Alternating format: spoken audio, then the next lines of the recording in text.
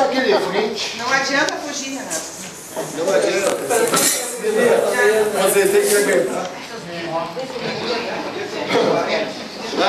Vou ler aqui uma dedicatória, um manifesto aqui da minha querida amiga Anísia, para a minha querida tia José.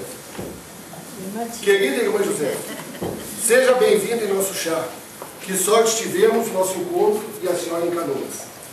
Sua presença hoje entre nós é uma bela surpresa, oferecida pelo nosso querido amigo e seu sobrinho.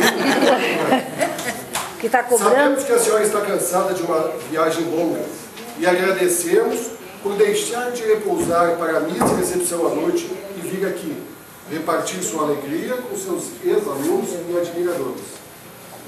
Queremos que a senhora se sinta muito bem entre nós, porque para muitos aqui presentes são mais de 50 anos de saudades.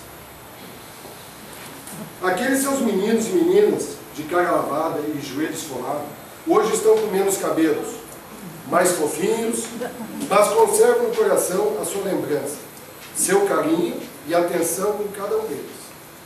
Se a gente pudesse voltar no tempo, certamente gostaríamos de sermos crianças outra vez. Com a inocência e a simplicidade da infância, onde éramos livres e felizes, e cada momento era especial. Querida irmã, um grande abraço, muitas felicidades, uma boa festa junto de sua família e continue gostando de nós. Somos para sempre seus alunos. Anísia.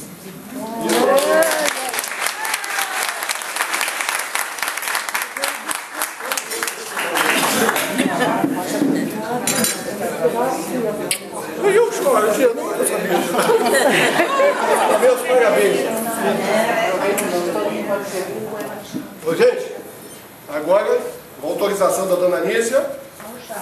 Dona? Atacar? Dona Anísia.